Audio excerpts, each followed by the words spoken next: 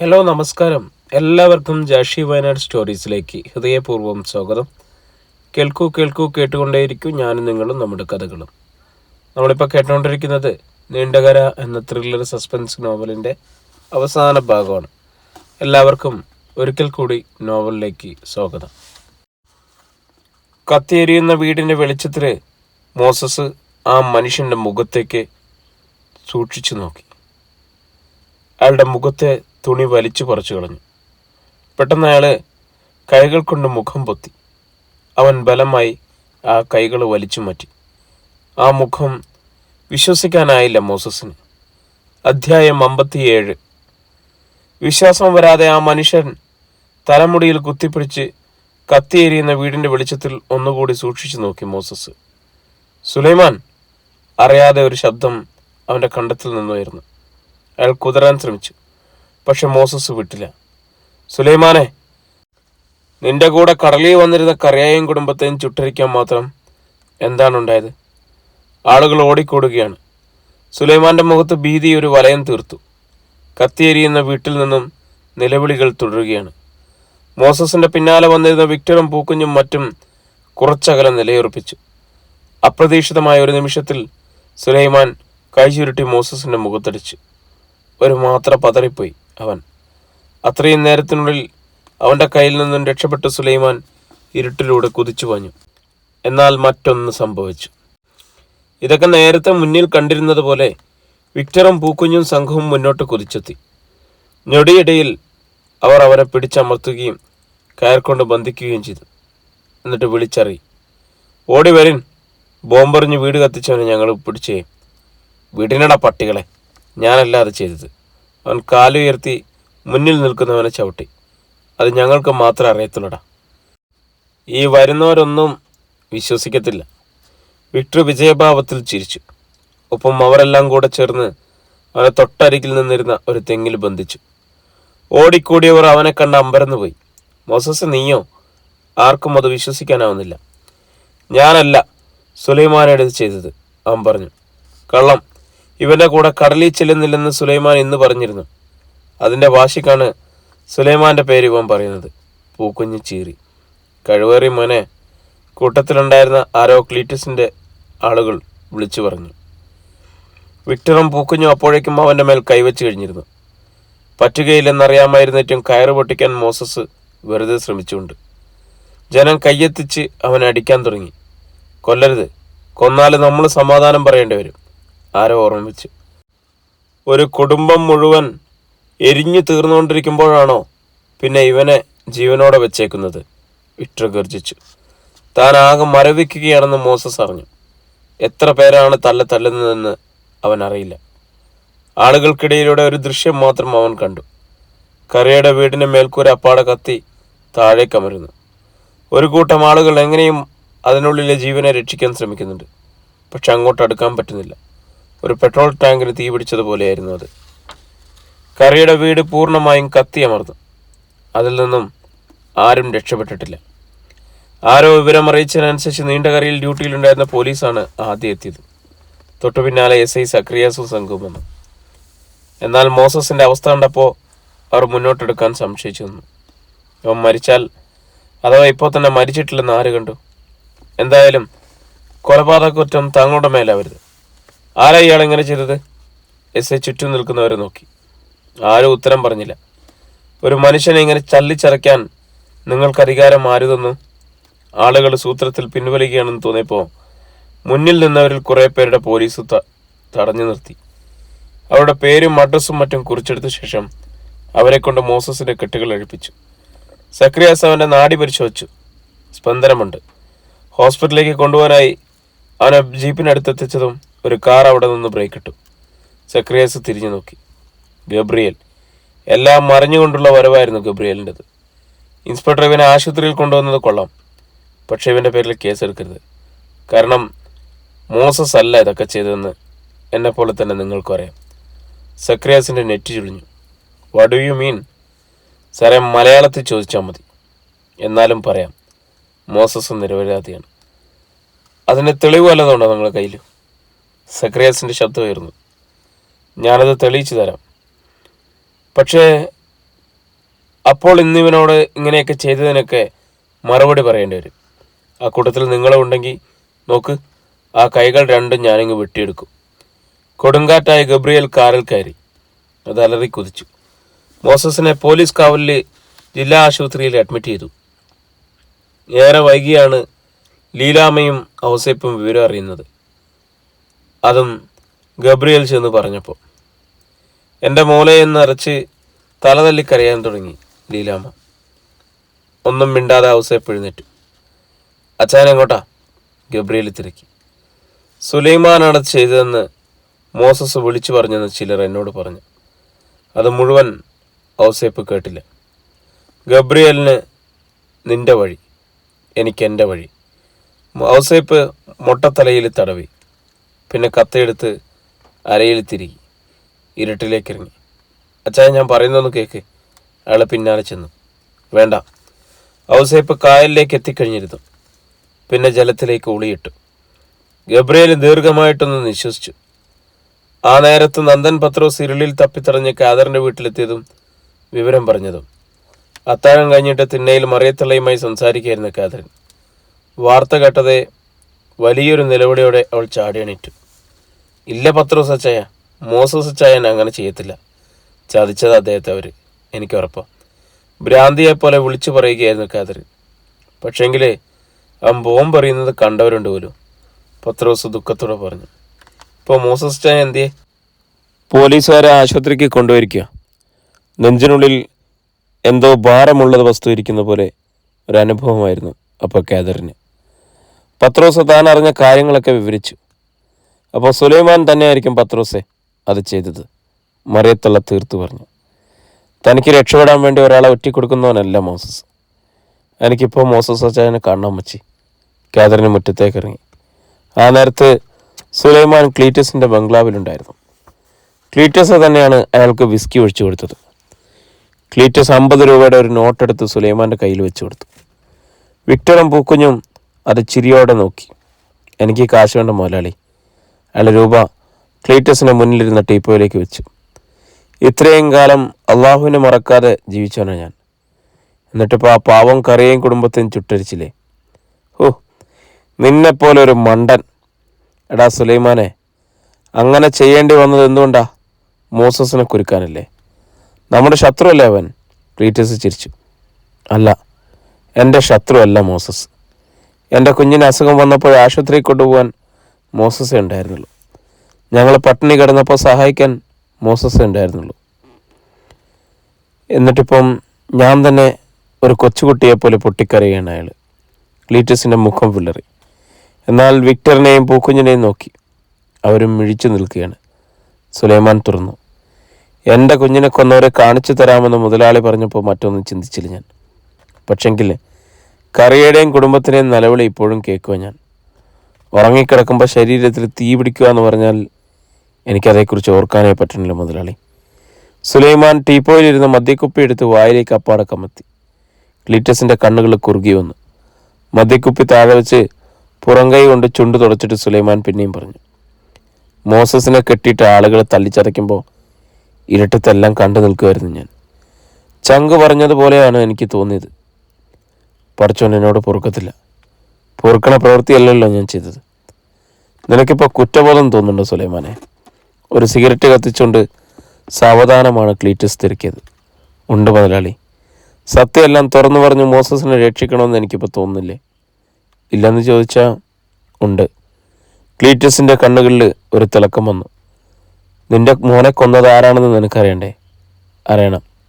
എങ്കിലിപ്പോൾ പൊയ്ക്കോ. നാളെ രാവിലെ എല്ലാം നിന്നെ അറിയിക്കാൻ ഞാൻ. ശരി മുതലാളി. സുലൈമാൻ എണീറ്റ് അയാളുടെ കാലുകളൊന്നിടറി.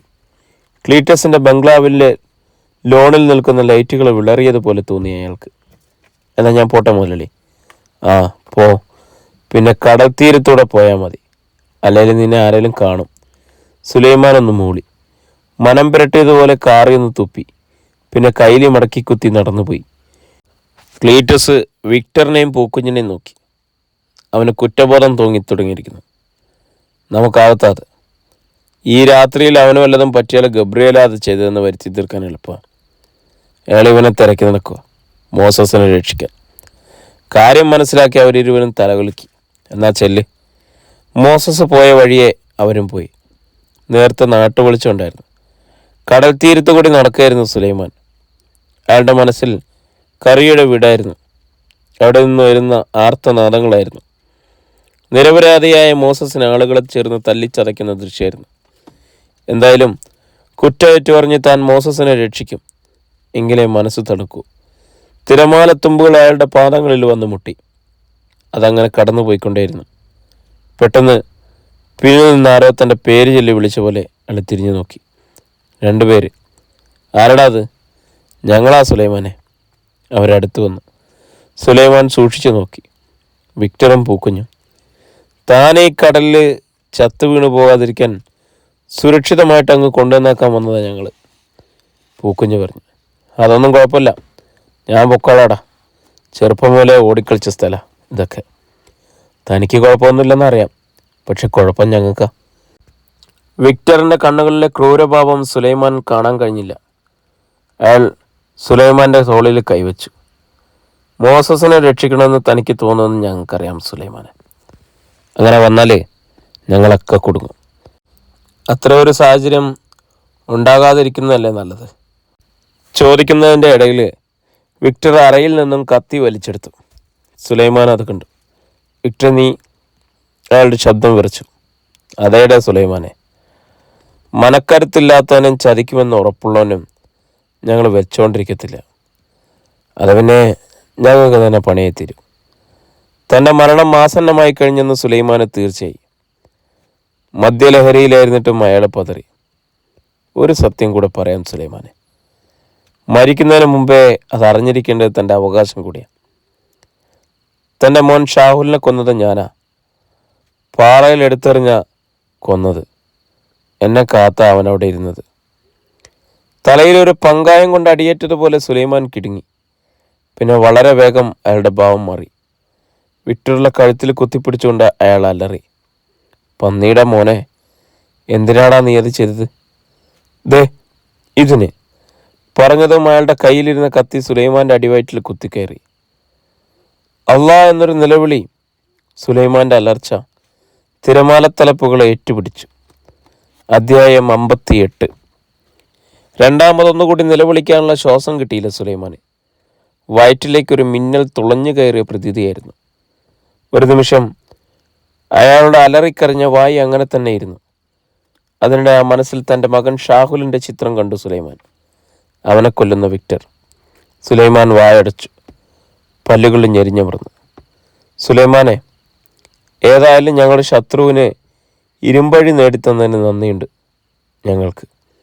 ഈ നിമിഷം ഞങ്ങളത് മറക്കുന്നില്ല എന്ന് പറഞ്ഞുകൊണ്ട് വിക്ടർ കത്തി വലിച്ചൂരാൻ ഭാവിച്ചു. പക്ഷേ അതിനു മുമ്പ് മറ്റൊന്നും നടന്നു. സുലൈമാൻ സർവശക്തിയും സമാഹരിച്ച് വിക്ടറിനെയും പൂക്കുഞ്ഞിനെ ആക്രമിച്ചു. അപ്പോൾ അടിച്ചു വന്ന ഒരു തിരമാലയിലേക്ക് അവർ മറിഞ്ഞു.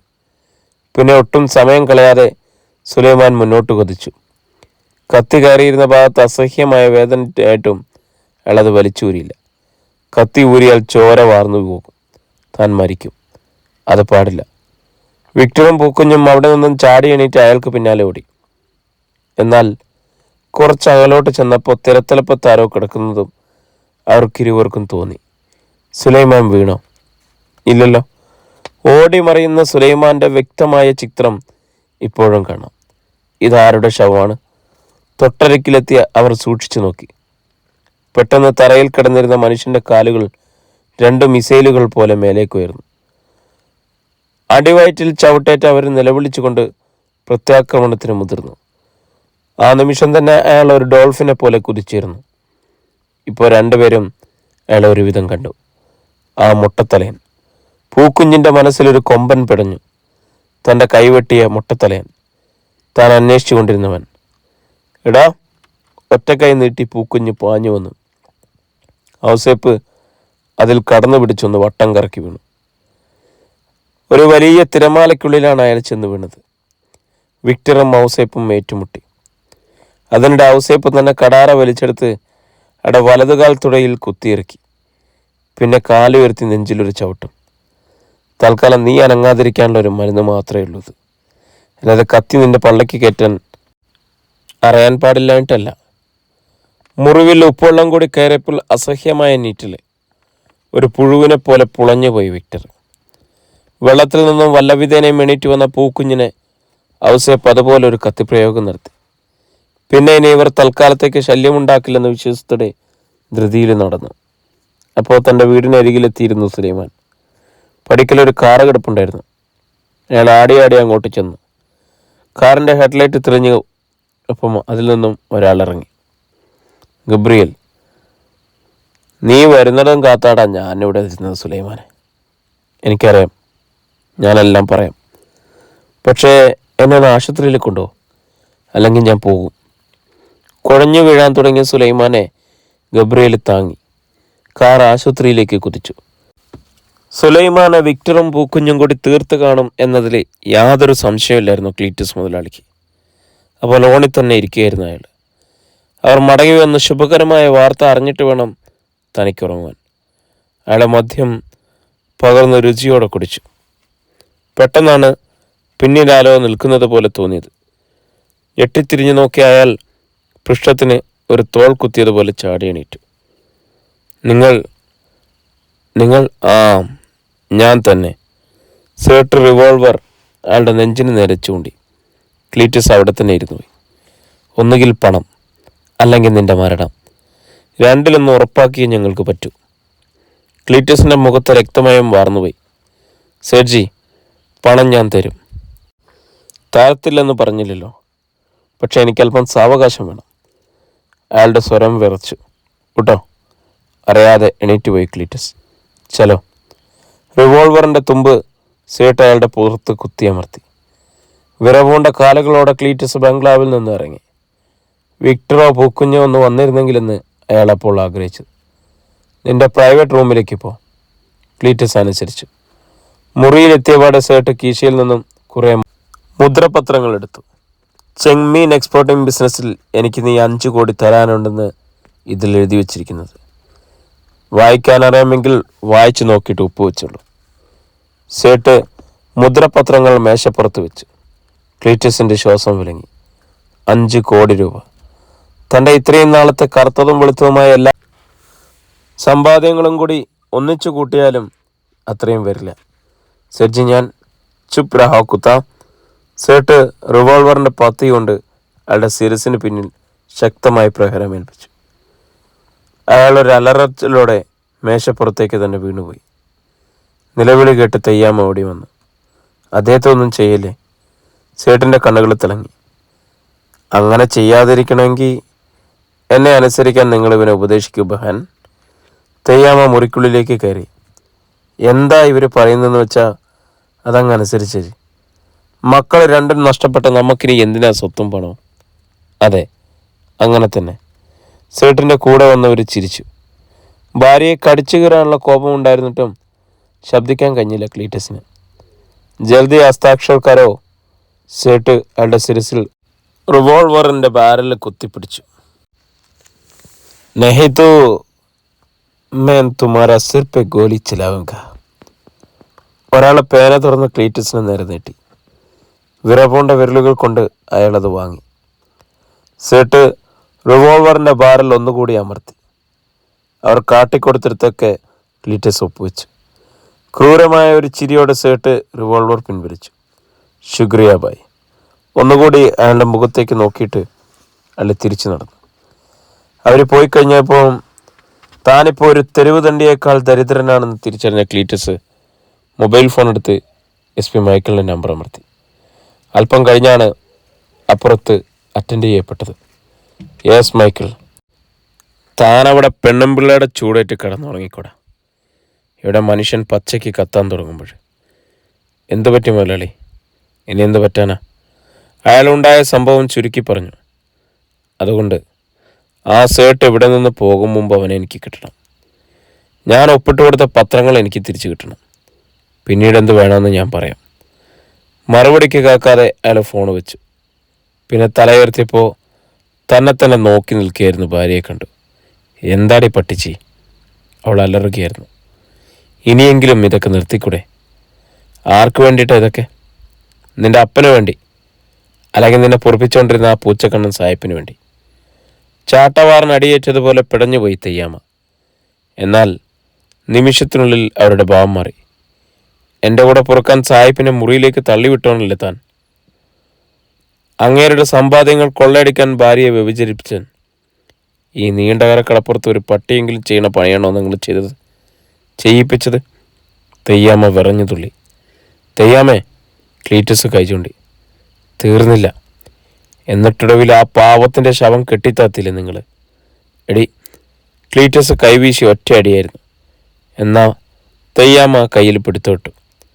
തൻ്റെ ഭാര്യയുടെ കരുത്തിൽ അമ്പരന്ന് പോയി ക്ലീറ്റസ്. അവർ അയാളെ പിന്നോട്ട് തള്ളി. ക്ലീറ്റസ് വേച്ചുപോയി. രാത്രി ഇരുളിലേക്ക് തുറച്ചു നോക്കിക്കൊണ്ട് കിടക്കുകയായിരുന്നു കാതറിൻ. എത്ര ശ്രമിച്ചിട്ടും കാതറിനൊന്ന് കണ്ണടക്കാനായില്ല. മോസസ് മരിച്ചോ അതോ ജീവിച്ചിരിപ്പുണ്ടോ എന്ന് അവൾക്ക് സംശയം തോന്നി. അതോ തന്നിൽ നിന്നും സത്യം മറച്ചു വെച്ചിരിക്കുകയാണോ? ആശുപത്രിയിലേക്കൊന്നും പോകാനും അവനെ പരിചരിക്കാനും അവൾ വെമ്പി. പുറത്ത് കാറ്റിൻ്റെ മുഴക്കം, തിരമാലകളുടെ അലർച്ചയും.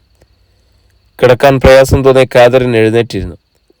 എല്ലാം അറിയുന്നുണ്ടായിരുന്നു മറിയത്തിലെയും. അവളെ മനസ്സിലാക്കുവാൻ മറ്റാരേക്കാളും കഴിയുന്നതും അവർക്കാണല്ലോ. കൊച്ചേ, തള്ള വിളിച്ചു. കാതറിനൊന്നും മൂടി.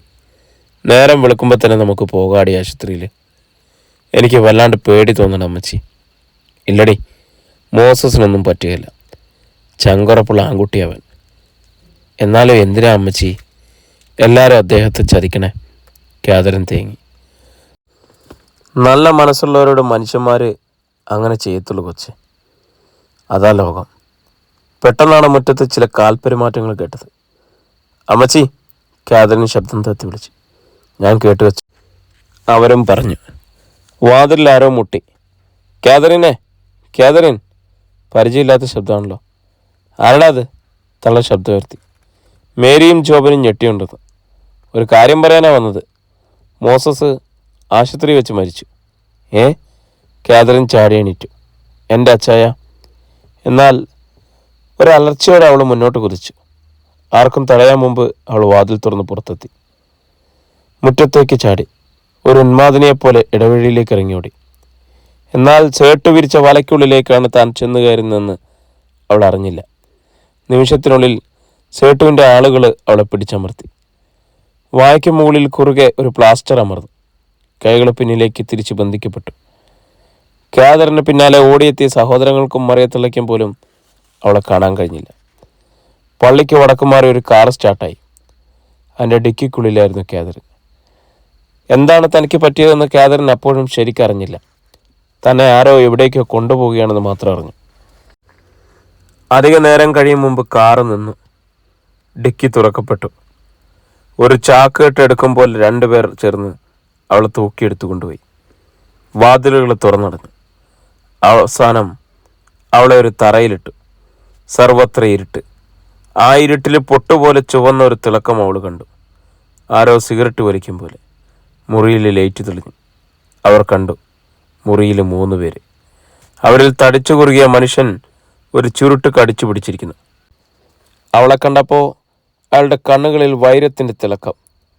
കാതറിൻ, നീണ്ടകരാക്കി റാണി, അവസാനം നീയും ഇവിടെ എത്തി. സുന്ദരിമാർ മാത്രം എത്താറുള്ള ഈ മുറിയിൽ നിനക്ക് അഭിമാനിക്കാം. ക്ലീറ്റസിൻ്റെ മകൾ സിൽവിയ അവസാനം വന്ന മുറിയാണിത്. അവസാനമായി കിടന്ന കട്ടിലാണിത്. അയാളെ കിടക്കയ്ക്ക് നേരെ കൈ ചൂണ്ടി. കാതറിൻ്റെ നട്ടലിൽ ഒരു വിറയലുണ്ടായി. സീട്ട് അവളുടെ അടുത്തിരുന്നു. അരുമയോടെ ആ മുഖത്ത് തലോടി. അയാൾ തലവെട്ടിച്ചു. അയാൾ ചിരിച്ചു. ജാൽമേ ഫസി ഗൈ മജ്ലി. ഒന്ന് കാറി തുപ്പണമെന്ന് തോന്നി കാതറിന്. പക്ഷെ വായി തുറക്കാനായില്ല. സേട്ട് എണീറ്റു. അനുചരന്മാർ അവളെ എടുത്ത് കിടക്കയിൽ കിടത്തി. പിന്നെ പുറത്തിറങ്ങി വാതിലടച്ചു.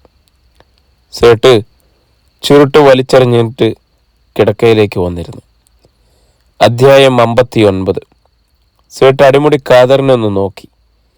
അവളുടെ ശരീരവടിവും ശരീരഭംഗിയും അയാളെ തള്ളുന്നുമല്ല സന്തോഷിപ്പിച്ചത്. ഒരുപാട് സുന്ദരിമാരെ താൻ കണ്ടിട്ടുണ്ടെങ്കിലും അവരെ പോലെയൊന്നും അല്ല കാതറിൻ എന്ന് അയാൾക്ക് തോന്നി. അസൽ പരൽ മീനാണവൾ. സേട്ടിൻ്റെ കണ്ണുകളിൽ അപകടകരമായ തിളക്കം തിരിച്ചറിഞ്ഞ കാതറിൻ വല്ല വിധേനയും കട്ടിലിൽ നിന്നും എണീക്കുവാൻ ഭാവിച്ചു. കൈകൾ പിന്നിലേക്ക് കെട്ടിയിരുന്നതിനാൽ അവൾക്കതിനായില്ല. സേട്ടിൻ്റെ ചുണ്ടുകളിൽ മന്ദഹാസത്തിൻ്റെ ഒരു നിഴലാട്ടുണ്ടായി. അരേ കാതറിൻ, നീ മനസ്സറിഞ്ഞ് സഹരിച്ച നിന്നെ ഞാൻ കൊല്ലുകയില്ല. പാര മുംബൈക്ക് കൊണ്ടുപോകും. കാമാത്തി പെറുക്കി പുതിയൊരു റാണിയായിട്ട് നിനക്ക് വാഴാം. എന്തു പറയുന്നു? മുഖത്ത് ആ പ്ലാസ്റ്റർ ഇല്ലായിരുന്നെങ്കിൽ അവൾ അയാളുടെ മുഖം അടച്ചൊരു ആട്ട് കൊടുത്തേനെ. ഇല്ലെങ്കിൽ തന്നെ അവളുടെ കണ്ണുകളിൽ ആ ഭാവം കണ്ടപ്പോൾ സേട്ടിന് മറുപടി വ്യക്തമായി. തന്നെ ചുംബിക്കാനായ അയാളുടെ വൃത്തികെട്ട മുഖം താണു വരുന്നത് കണ്ടപ്പോൾ കാതറിൻ മുഖം വെട്ടിച്ചു. കൃതിയ. സേട്ട് പല്ലി ഞെരിച്ചുകൊണ്ട് അവളെ തന്നിലേക്ക് വലിച്ചെടുപ്പിക്കാൻ ഭാവിക്കുകയാണ്. പെട്ടെന്നാണ് പുറത്തെന്തോ ശബ്ദം കേട്ടത്. ആ നിമിഷം സേട്ട് തിരിഞ്ഞു നോക്കി. കാതറിന് അതൊരവസരമായിരുന്നു. ഉൽക്കിട വേഗത്തിൽ അവൾ മുകളിലേക്ക് ഉയർന്നു. സേട്ടിൻ്റെ ശിരസിൽ തൻ്റെ ശിരസ് കൊണ്ട് ഒറ്റയിടി. മാം! അറിയാതെ ഒരു ശബ്ദം അയാളിൽ നിന്ന് നടന്നു. ഈ സമയത്ത് വാതിൽ തുറക്കപ്പെട്ടു. കാതറിൻ നോക്കി. അവളുടെ മുഖം വിളറി. യൂസഫ് ഖാൻ, ക്ലീറ്റസ് മുതലാളിയുടെ ഗുണ്ട, തൻ്റെ ശരീരത്തിൻ്റെ പങ്കുപറ്റാൻ എത്തിയതാണെന്ന് അവൾ തീർച്ചയാക്കി. പക്ഷേ സേട്ട് ചൊടിച്ചു. ഇസ്കോ ക്യാ ബാത്ത് ഹൈ? मैम, यूसुफ खान हूँ. मुझे तेरा प्राण चाहिए.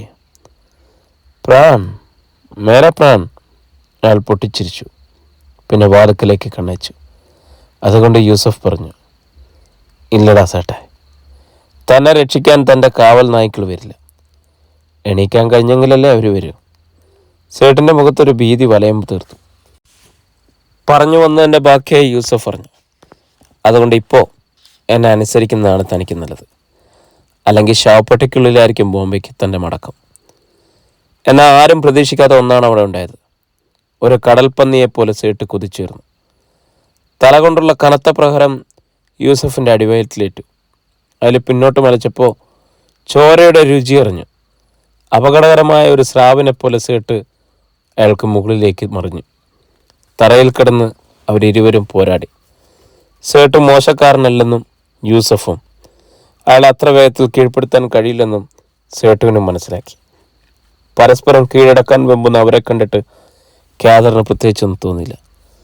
അവരിൽ ആര് ജയിച്ചാലും അപകടം തനിക്ക് മാത്രമാണെന്ന് അവൾ തിരിച്ചറിഞ്ഞു കഴിഞ്ഞു. കൈകളുടെ കെട്ടെങ്കിലും ഒന്നഴിച്ചിരുന്നെങ്കിൽ ഈ അവസരം നോക്കി രക്ഷപ്പെടാമായിരുന്നു. അതിനായി അവളും ശ്രമം തുടങ്ങി. യൂസഫും സേട്ടും എഴുന്നേറ്റ് കഴിഞ്ഞിരുന്നു. സേട്ടുവിൻ്റെ ചുരുട്ടിയ കൈപ്പത്തി യൂസഫിൻ്റെ മുഖത്തിന് നേരെ ചീറി വന്നു. ഞൊടിയിടയിൽ താഴേക്ക് കുനിഞ്ഞ അയാൾ ഇരു കൈകളും ചേർത്ത് പിടിച്ച് സേട്ടിൻ്റെ നെഞ്ചിലിടിച്ചു. വൻ വൃക്ഷം കുലുങ്ങും പോലെ അയാളൊന്ന് ആടി. ആ തക്കത്തിന് യൂസഫിൻ്റെ മടക്കിയ കാൽമുട്ട അയാളുടെ അടിവയറ്റിൽ തുളഞ്ഞിറങ്ങി. ആ എന്നൊരു നിലവിളി. സേട്ടിൻ്റെ തുറന്ന വായിലൂടെ കൊഴുത്ത ചോര പുറത്തേക്കൊഴുകി. സേട്ടിൻ്റെ കണ്ണുകൾ പിന്നോട്ട് മറിഞ്ഞു. അയാളിപ്പോൾ ബോധം കെട്ട് വീഴുമെന്ന് യൂസഫിന് തോന്നി. പക്ഷെ അവിടെ തെറ്റി. സർവശക്തിയും സമാഹരിച്ച് ഒറ്റത്തള്ളായിരുന്നു സേട്ട്. യൂസഫ് കട്ടിൽ കിടന്നിരുന്ന കാതറിൻ്റെ മുകളിലേക്ക് മറിഞ്ഞു. ഈ നേരം കൊണ്ട് പുറത്തേക്ക് കുതിച്ച സേട്ട് വാതിൽ വലിച്ചടിച്ച് പുറത്തുനിന്ന് ഓടാൻ പുരട്ടു. യൂസഫ് ചാടി എണീറ്റ് ചെന്ന് വാതിൽ തുറക്കാൻ നോക്കിയെങ്കിലും കഴിഞ്ഞില്ല. നിരാശയോടെ അയാൾ പിന്തിരിഞ്ഞു. അയാളുടെ ഓരോ ചലനവും നോക്കിക്കിടക്കുമായിരുന്നു കാതറിൻ. അല്പനേരം എന്തോ ചിന്തിച്ച് അവിടെ തന്നെ നിന്ന അയാൾ കാതറിനൊന്ന് നോക്കിയിട്ട് കിടക്കിക്കരികിൽ വന്നു. അടുത്ത അപകടം ആസന്നമായിരിക്കുന്നുവെന്ന് കാതറിൻ അറിഞ്ഞു. അയാൾ അവളുടെ കണ്ണുകളിലേക്ക് നോക്കിക്കൊണ്ടിരുന്നു. മുഖത്തെ പ്ലാസ്റ്റർ വലിച്ചു പറിച്ചെളിഞ്ഞു. ആ ക്ഷണം കാതറിൻ്റെ ശബ്ദം ചാട്ടുളി പോലെ അയാളുടെ കാതുകളിൽ തുളഞ്ഞിറങ്ങി. യൂസഫേ, എന്നെ നിങ്ങൾ നശിപ്പിച്ചാൽ പിന്നെ ജീവനോടെ വച്ചേക്കില്ല, കൊന്നേക്കണം. അത് കേട്ട് അയാൾ ചിരിച്ചു. മുന്നിൽ വരുന്നവരെല്ലാം ശത്രുക്കളാണെന്ന് നീ കരുതുന്നുണ്ടാവും. എന്നാൽ നിനക്ക് തെറ്റി. ഞാൻ അത്രക്കാരനല്ല. അവൾക്കൊന്നും മനസ്സിലായില്ല. അപ്പോൾ അയാൾ അവളുടെ കൈകളിലെ കെട്ടുകളും അഴിച്ചു വിടുകയായിരുന്നു. ഈ നേരത്താണ് പുറത്ത് സേട്ടുവിൻ്റെ കാർ സ്റ്റാർട്ടായത്. കാരണം ബോധമില്ലാതെ പുറത്ത് കിടന്നിരുന്ന തൻ്റെ അനുചരന്മാരെ കൂടി വലിച്ചിഴിച്ചു കൊണ്ടുവന്ന് കാറിലിട്ട ശേഷമാണ് അയാൾ കയറിയത്. അവരെ ഉപേക്ഷിച്ച് രക്ഷപ്പെട്ടാൽ അവരിലൂടെ ശത്രുക്കൾ തൻ്റെ പിന്നാലെ എത്തുമെന്ന് അയാൾക്കറിയായിരുന്നു. കാറ് മുന്നോട്ട് പോയി. അല്പനേരം കഴിഞ്ഞപ്പോൾ പിന്നിൽ ഒരു വാഹനത്തിൻ്റെ ഹെഡ്ലൈറ്റുകൾ കണ്ടു. സേട്ടു റിയർ മീറ്ററിലൂടെ നേരെ നോക്കി. യൂസഫ് പിന്തുടർന്ന് വരികയാണോ? അയാൾ ആക്സിലേറ്ററിൽ ഞെരിച്ചു. ഹൈവേയിൽ കയറി കഴിഞ്ഞാൽ തന്നെ ആർക്കും തൊടാൻ കഴിയില്ല. അയാൾക്ക് ഉറപ്പുണ്ടായിരുന്നു. പക്ഷേ 50 മീറ്ററോളം പോയി കാണും. ഒരു വളവ് തിരിഞ്ഞതും അയാളെ ബ്രേക്ക് ആഞ്ഞമർത്തി. മുന്നിൽ റോഡിൽ കുറുകെ കിടക്കുകയായിരുന്നു ഒരു പോലീസ് ജീപ്പ്. അതിൽ ചാരി നിൽക്കുകയായിരുന്നു SI സക്രിയാസ്, കൂടെ പോലീസുകാർ. ഇടുങ്ങിയ റോഡായത് കാരണം അപ്പുറം കടക്കാനും കഴിയില്ല. സേട്ടിൻ്റെ നെറ്റിയിൽ വിയർപ്പ് പൊടിഞ്ഞു. അയാൾ പിന്നിലേക്ക് നോക്കി.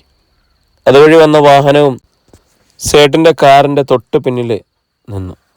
ഒരു കാറായിരുന്നു അത്. അതിൽ നിന്നും SP മൈക്കിൾ ഇറങ്ങി. ക്ഷണത്തിൽ തോക്കേന്തിയ പോലീസുകാർ ഷേട്ടിൻ്റെ കാറിനെ വളഞ്ഞു. മൈക്കിൾ സേട്ടിൻ്റെ തൊട്ടരികിലെത്തി. ഡോർ തുറന്നിട്ട് റിവോൾവർ അകത്തേക്ക് ചൂണ്ടി. കമോൺ. അനുസരിക്കാതെ നിവൃത്തിയില്ലായിരുന്നു സേട്ടിന്. അപ്പോഴും നീണ്ട കരയിൽ മറിയത്തള്ളയും മേരിയും ജോബിനും ഉണ്ടായിരുന്നു. കാതറിനെ തിരയുകയായിരുന്നു. അവിടെ ഡ്യൂട്ടിയിലുണ്ടായിരുന്ന പോലീസുകാർ പലവട്ടം അവരെ മടക്കി അയക്കാൻ ശ്രമിച്ചു. നിങ്ങളിങ്ങനെ രാത്രിയിൽ ഇറങ്ങി നടന്ന് എന്തെങ്കിലും സംഭവിച്ചാലേ നാളെ ഉത്തരം പറയാൻ ഞങ്ങളെ കൊണ്ടാവില്ല. അതുകൊണ്ട് മടങ്ങിപ്പോണം, SI ശശിധരൻ പറഞ്ഞു. ഞങ്ങൾ മടങ്ങിപ്പോയാൽ കാണാതായ ഞങ്ങളുടെ കാതറിനെ യാതൊരു കേടും കൂടാതെ മടക്കിക്കൊണ്ടുവരുമോ നിങ്ങൾ? ദേഷ്യത്തോടെയാണ് മറിയത്തള്ള തിരക്കിയത്. രാത്രിയിൽ അടങ്ങി ഒതുങ്ങി വീട്ടിനുള്ളിൽ കഴിയാനുള്ളതിന് ആർക്ക് പിണ്ടം വയ്ക്കാനാ തള്ള അവൾ ഇറങ്ങി പുറപ്പെട്ടത്? ഒറ്റയ്ക്ക് അങ്ങനെ പോകാമെങ്കിൽ അവൾ തിരിച്ചു വന്നുള്ളൂ. ഇനി എന്തെങ്കിലും അബദ്ധത്തിൽ ചെന്ന് ചാടിയാലും അവളെ ആരും കൊല്ലത്തില്ല. ഒരു നല്ല ചാകര കിട്ടിയ വലയിറക്കാത്ത അരയനുണ്ടോ തള്ളേ? പക്ഷെ ഇനിയും കോര് കിട്ടുമെന്ന് അറിയാവുന്ന വല ആരെങ്കിലും അറുത്തുമുറിച്ച് കളയോ? അത് പറഞ്ഞ് ശശിധരൻ വല്ലാതൊന്ന് ചിരിച്ചു. ഒറ്റ ആട്ടായിരുന്നു മറിയത്തല്ല. സാറിനെ പോലുള്ളവർ ചാകര ഇല്ലായാലും വലയും കൊണ്ടേ നടക്കുമല്ലേ?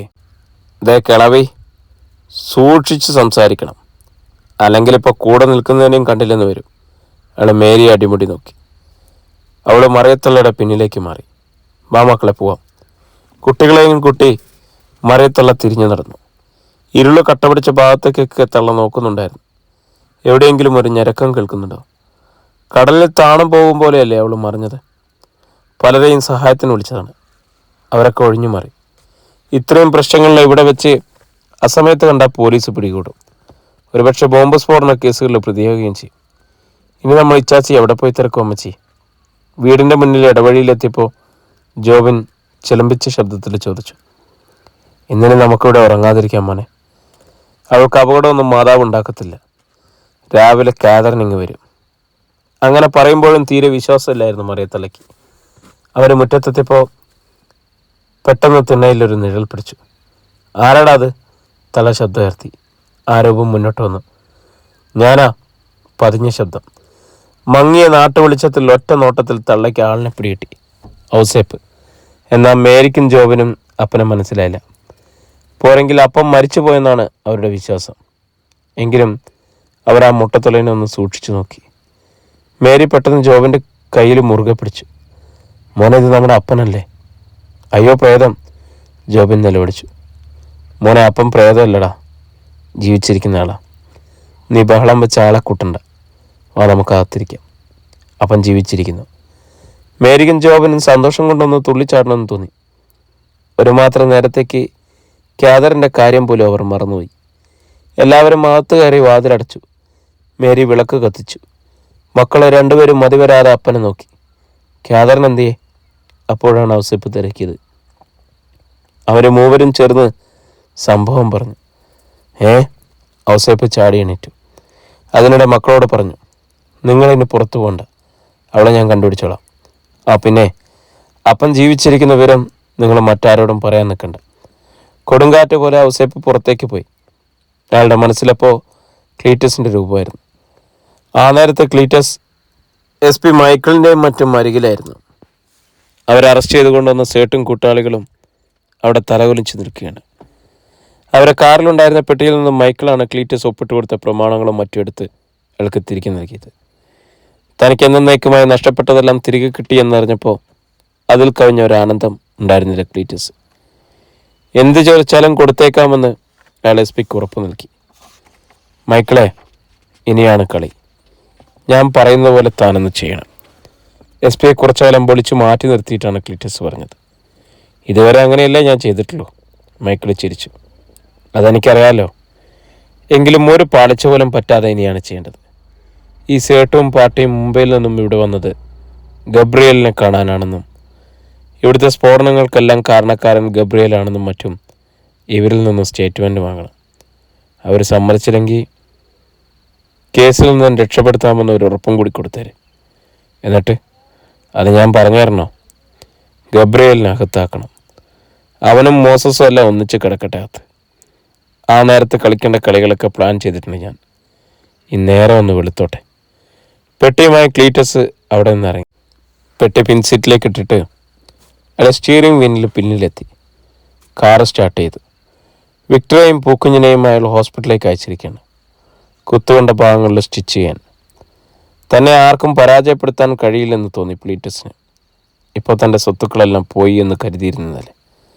നല്ല വേഗത്തിലാണ് അയാൾ കാറ് വിട്ടത്. വീട്ടിലെത്തി പോർച്ചിൽ നിർത്തിയിട്ട് ഗേറ്റ് അടക്കാൻ പോലും മെനക്കെടാതെ പെട്ടിയുമായി തൻ്റെ പേഴ്സണൽ റൂമിലേക്ക് പോയി. ലൈറ്റ് ഇട്ടുകൊണ്ട് പെട്ടി മേശപ്പുറത്തേക്ക് വെച്ചതും പിന്നിൽ വാതിലടയുന്ന ശബ്ദം കിട്ടി അയാൾ ഞെട്ടിത്തിരിഞ്ഞു. അറിയാതൊരു ശബ്ദം ആ കണ്ടത്തിൽ നിന്നുമായിരുന്നു. വാതിലിൽ ചാരി നിൽക്കുന്ന മുട്ടത്തറയൻ. ക്ലീറ്റസ് കണ്ണുകൾ ചിമ്മിത്തുറന്നു. അയാളുടെ ഹൃദയത്തിലെ ഒരു മണ്ട് ചൂണ്ട കുരുങ്ങി വലിച്ചു. അധ്യായം 60. വിശ്വാസം വരാതെ ആ മുട്ടത്തലേനെ വീണ്ടും വീണ്ടും തുറച്ചു നോക്കി ക്ലീറ്റസ്. ഇങ്ങനെ പ്രേതമായിട്ട് ഞാൻ മുന്നിൽ വരുമെന്ന് നീ ഒട്ടും കരുതിയില്ല അല്ലടാ. ഔസേപ്പ് മുഖം വക്രിച്ച് ചിരിച്ചു. അയ്യോ പ്രേതം! ക്ലീറ്റസ് അലറിക്കരഞ്ഞുവെങ്കിലും ശബ്ദം പുറത്തേക്ക് വന്നില്ല. ഔസേപ്പ് പെട്ടെന്ന് കത്തി വലിച്ചെടുത്ത് അയാളുടെ കഴുത്തിൽ ചേർത്തമർത്തി. ഞാൻ പ്രേതമൊന്നുമല്ലടാ ക്ലീറ്റസേ, ഔസേപ്പ് തന്നെയാ. നിന്റെ മോനെ കൊന്നതും ഞാൻ തന്നെ. ഇപ്പോൾ വന്നിരിക്കുന്നത് നിന്നെയും കൊല്ലാൻ തന്നെ. ക്ലീറ്റസിൻ്റെ കണ്ണ് തള്ളിപ്പോയി. കൊന്നു കളഞ്ഞെന്ന് കരുതിയ ഔസേപ്പ് മുന്നിൽ. അപ്പോൾ ഒരിക്കൽ താൻ കണ്ടതും ഇവരെ തന്നെയായിരുന്നു. നിനക്ക് അവസാനമായിട്ട് എന്തെങ്കിലും ആഗ്രഹമുണ്ടോ ക്ലീറ്റസേ? ഔസേപ്പ് ചോദിച്ചു. എന്നെ കൊല്ലരുത് ഔസേപ്പേ. നിനക്ക് എന്ത് വേണേലും ഞാൻ തരാം. എനിക്കെൻ്റെ മോളെ വേണം. അല്ലെങ്കിൽ കൊമ്പനെ തുണ്ടമാക്കുന്ന പോലെ ഞാൻ നിന്നെ അരിഞ്ഞു മുറിക്കും. അയാൾ കത്തി ക്ലീറ്റസിൻ്റെ കഴുത്തിൽ ഒന്നുകൂടി അമർത്തി. ഞാൻ പറഞ്ഞാൽ നീ വിശ്വസിക്കുമെന്ന് അറിയില്ല ഔസേപ്പേ, എന്നാലും പറയാം. നിന്റെ മോളെക്കുറിച്ച് എനിക്കൊന്നും അറിയത്തില്ല, സത്യം. അയാളുടെ കണ്ണുകളിലേക്ക് നോട്ടം നട്ടു. അയാൾ പറയുന്നത് സത്യമാണെന്ന് ആ മുഖം കണ്ടാൽ ഉറപ്പിച്ച് പറയാൻ കഴിയുമായിരുന്നു. പിന്നെ എൻ്റെ മോൾ എവിടെ പോയടാ? എനിക്ക് തോന്നുന്നു ആ സേട്ടും കൂട്ടരും അതിൻ്റെ പിന്നിലെന്നാ. എൻ്റെ മോളെ കൊന്നതോ അമ്മാരാ. ക്ലീറ്റസ് കരഞ്ഞുപോയി. എന്തോ ചിന്തിച്ചിട്ട് ഔസേപ്പ് കത്തി മാറ്റി. ഈ പറഞ്ഞതിൽ എന്തേലും തെറ്റുണ്ടെന്ന് കണ്ടാലേ ഞാൻ വീണ്ടും വരും ക്ലീറ്റസേ. എല്ലാവരുടെയും മുന്നിൽ മരിച്ചോനെ ഞാൻ. നിന്നെ കൊന്നാലും എന്നെ ആരും സംശയിക്കത്തില്ല, ഓർത്തോ. ഔസേപ്പ് കത്തി മാറ്റി. പിന്നെ ഒരു നിമിഷം നിന്നിട്ട് ക്ലീറ്റസ് കൊണ്ടുവന്ന ബ്രീഫ് കേസ് എടുത്തുകൊണ്ട് പുറത്തേക്ക് പോയി. എൻ്റെ പെട്ടിയോടെ വെക്കടാ. ക്ലീറ്റസ് പിന്നാലെ വന്നു. ഔസേപ്പ് തിരിഞ്ഞു നിന്ന് കത്തി നീട്ടി. അതോടെ ക്ലീറ്റസ് തറയിൽ ഉറച്ചതുമാതിരിയായി. ഔസേപ്പ് പുറത്തേക്കിറങ്ങി ഇരുളിൽ മറഞ്ഞു. എത്രയും വേഗത്തിൽ ക്യാദറിനെ കണ്ടുപിടിക്കാം എന്ന ഒരു ചിന്ത മാത്രമേ അപ്പോൾ അയാൾക്കുണ്ടായിരുന്നുള്ളൂ. എന്നാൽ ക്യാദറിന് ആ നേരത്ത് വീട്ടിൽ തിരിച്ചെത്തിക്കഴിഞ്ഞിരുന്നു. മണ്ണെണ്ണ വിളക്ക് കത്തിച്ചു വെച്ച തിണ്ണയിൽ തന്നെ കുത്തിയിരിക്കുന്ന മറിയത്തുള്ളയും മേരിയും ജോബിനും. ക്യാദറിൻ മുറ്റം കടന്ന് വെളിച്ചത്തിലേക്ക് ചെന്നപ്പോൾ അവർ മൂവരും പിടഞ്ഞെണീറ്റു. ഇച്ചാച്ചി! മേരിനും ജോബിനും ഒന്നിച്ചാണ് വിളിച്ചത്. കൊച്ച കാതറിനെ നീ! അവിശ്വസനീയത കൊണ്ട് മറിയത്തള്ളയുടെ ഒച്ചയടഞ്ഞുപോയി. കാതറിൻ പുഞ്ചിരിച്ചു. എനിക്കൊന്നും പറ്റിയിട്ടില്ല. ബാക്കിയൊക്കെ അധികം കഴിയും മുമ്പേ മനസ്സിലാവും. യൂസഫാണ് തന്നെ രക്ഷിച്ചതെന്നും ഇവിടെ എത്തിച്ചതെന്നുള്ള വസ്തുത അവളെ തൽക്കാലം മറച്ചു വെക്കണമായിരുന്നു. ഇച്ചാച്ചി, നമ്മുടെ അപ്പം മരിച്ചിട്ടില്ല, ഇവിടെ വന്നു, ഞങ്ങളെ കണ്ടു, ജോബിൻ പെട്ടെന്ന് പറഞ്ഞു. കാതറിൻ മറിയത്തള്ളയെ നോക്കി ശരിയാണെന്ന ഭാവത്തിലെ തലയാട്ടി. വാ അമ്മച്ചി, നമുക്കകത്തിരിക്കാം. കാതറിൻ അകത്തേക്ക് നടന്നു. പിന്നാലെ സഹോദരങ്ങളും മറിയത്തള്ളയും. അർദ്ധരാത്രി കഴിഞ്ഞതേ ഉള്ളൂ. മോസസിനെ അഡ്മിറ്റ് ചെയ്തെന്ന ആശുപത്രിക്ക് മുന്നിൽ ഗബ്രിയേൽ കാറിൽ വന്നിറങ്ങിയത് അപ്പോഴാണ്. പെട്ടെന്ന് SP മൈക്കിളും ASP മോഹൻരാജും അയാൾക്ക് മുന്നിൽ പ്രത്യക്ഷപ്പെട്ടു. ഗബ്രിയേൽ, യുവർ അണ്ടർ അറസ്റ്റ്, കനത്ത ശബ്ദത്തിൽ മൈക്കിൾ അറിയിച്ചു. എന്തിന്? ഗബ്രിയേൽ സാധാരണ ഭാവത്തിൽ തിരക്കി. ഈ നീണ്ടകരയിൽ അരങ്ങേറിയ എല്ലാ വർഗീയ ലഹളകൾക്കും കാരണക്കാരൻ നിങ്ങളാണെന്ന് ഞങ്ങൾ കണ്ടെത്തിക്കഴിഞ്ഞു. മുംബൈ പാർട്ടി സേട്ടും കൂട്ടരും എല്ലാം സമ്മതിച്ചു കഴിഞ്ഞു. മാത്രമല്ല 2 വർഷങ്ങൾക്ക് മുമ്പ് ഇതുപോലെ ഒരു ലഹള നീണ്ടകരയിൽ ഉണ്ടായതിനും ഉയർന്ന പോലീസ് ഉദ്യോഗസ്ഥർ ഉൾപ്പെടെ ഒരുപാട് പേർ രക്തസാക്ഷികളായതിനും നിങ്ങൾ ഉത്തരം പറഞ്ഞേ മതിയാവും. മൈക്കിൾ ഗബ്രിയേലിൻ്റെ കയ്യിൽ പിടിമുറുക്കി. അയാൾക്ക് അപകടം മണത്തു. പക്ഷെ അപ്പോഴേക്കും പോലീസ് സംഘം അയാളെ വലയം ചെയ്തു കഴിഞ്ഞിരുന്നു. ഗബ്രിയേലിൻ്റെ കൈകളിൽ വിലങ്ങ് വീണു. അപ്പോൾ തന്നെ ആ വാർത്ത ക്ലീറ്റസിൻ്റെ കാതുകളിലെത്തി. ഔസേപ്പ് പുറത്തുണ്ട് എന്നതൊഴികെ ബാക്കിയെല്ലാം താൻ വിചാരിക്കുന്നത് പോലെയാണ് നടക്കുന്നതെന്ന് ഓർത്തു. മറ്റെല്ലാം മറന്നൊന്ന് പൊട്ടിച്ചിരിക്കണമെന്ന് തോന്നി ക്ലീറ്റസിന്. പെട്ടെന്നാണ് അയാളുടെ മനസ്സിലൊരു മുഖം തെളിഞ്ഞത്. ലീലാമ്മ. ജീവനോടിരിക്കുന്ന ഒരു ബോംബാണ് അവൾ. ഈ രാത്രിയിൽ തന്നെ അവളെ ഈ ഭൂമുഖത്ത് നിന്നും തുടച്ചു മാറ്റണം. അങ്ങനെ വന്ന തങ്കശ്ശേരിയിലെ ആ രഹസ്യം ഒന്നോടെ അവസാനിക്കും. ആ ഒരാശയമുണ്ടായതോടെ ക്ലീറ്റസ് ചാടി എണീറ്റു. വിക്ടറും പൂക്കുഞ്ഞും ഇതുവരെ മടങ്ങിയെത്തിയിരുന്നില്ല. അവരെ മനസ്സിൽ ചീത്ത വിളിച്ചുകൊണ്ടാണ് അയാൾ ധൃതിയിൽ പുറത്തു വന്ന് കാറിൽ കയറിയത്. അസ്ത്രം പോലെ ഇരുളിൽ വെളിച്ചത്തിൻ്റെ ഒരു ഗുഹ സൃഷ്ടിച്ചുകൊണ്ട് കാർ പാഞ്ഞുപോയി.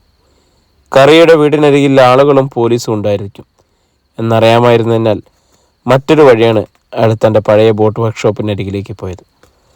അല്പം അകലെ കാർ നിർത്തിയിറങ്ങി. എങ്ങും കനത്തൊരു ഇരുട്ട് മാത്രം. അയാൾ മോസസിൻ്റെ വീടിൻ്റെ വാതിക്കലെത്തി. വാതിൽ അടഞ്ഞു കിടക്കുകയായിരുന്നു. പതിയെ തൻ്റെ ശബ്ദം മാറ്റി അയാൾ വിളിച്ചു. ലീലാമേ, ലീലാമേ. അകത്തൊന്നും ഒച്ചയൊന്നും കിട്ടില്ല. അല്പം കൂടി ഉച്ചത്തിൽ വിളിച്ചു. അപ്പോഴും പ്രതികരണമില്ല. ഒരു ടോർച്ചെങ്കിലും കരുതാത്തതിൽ ക്ലീറ്റസിന് കുണ്ഠിതം തോന്നി. കോപത്തോടെ അയാൾ ലൈറ്റർ എടുത്തു. അത് തെളിച്ച് ഓലവാതിലിന് തീയിട്ടു. പിന്നെ വേഗത്തിൽ അവിടെ നിന്ന് മാറി തൻ്റെ കാറിൽ കയറിയിരുന്നു. തീ ആളിപ്പടർന്നു. എന്നിട്ടും അതിനുള്ളിൽ നിന്നും നിലവിളി കേട്ടില്ല. ലീലാമ്മ രക്ഷപ്പെട്ടോ? ക്ലീറ്റസിന് സംശയം തോന്നി. ഏതായാലും അയാൾ കാറ് വിട്ടുപോയി. നേരം പുലർന്നു. നന്ദൻ പത്രോസിനെ വിളിച്ചു പറയാൻ ഒരുപാട് വാർത്തകളുണ്ടായിരുന്നു. ഗബ്രിയേലിൻ്റെ അറസ്റ്റ്, മോസസിൻ്റെ അമ്മ ലീലാമ്മയെ നാട്ടുകാർ വീട്ടിനുള്ളിലിട്ട് വെച്ച് കത്തിച്ചു, കറിയെയും കുടുംബത്തെയും ചുട്ടരിച്ചതിൻ്റെ പ്രതികാരം, ഗബ്രിയേലിൻ്റെ കൂട്ടുകാരെന്ന് പറയപ്പെടുന്ന സേട്ടുവും സംഘവും അറസ്റ്റിൽ. ഇതൊക്കെ കേട്ട് നീണ്ടുകാരക്കാർ അമ്പരന്നു പോയി. ഭൂരിഭാഗം ആളുകൾക്കും മോസസിനോടും ഗബ്രിയേലിനോടും മറ്റുള്ള ആരാധന മാറി. ആ സ്ഥാനത്ത് പക ജ്വലിച്ചു. എല്ലാം മറിഞ്ഞും കേട്ടും കാതറിനും സഹോദരങ്ങളും മറിയത്തള്ളയോടൊപ്പം വീടിൻ്റെ തിണ്ണയിൽ തന്നെയിരുന്നു. പ്രിയരെ, നമ്മൾ ഇന്നത്തെ ഒരു ദിവസം കൊണ്ട് നീണ്ടകര അവസാനിക്കുമെന്നാണ് കരുതിയിരുന്നത്. കുറച്ചുകൂടി ഉണ്ട്. നാളെ ഒരധ്യായത്തോടു കൂടി നീണ്ടകര അവസാനിക്കും. ഒത്തിരി സന്തോഷത്തോടെ, ഒത്തിരി സ്നേഹത്തോടെ നിങ്ങളുടെ സ്വന്തം ജോഷി വയനാട്.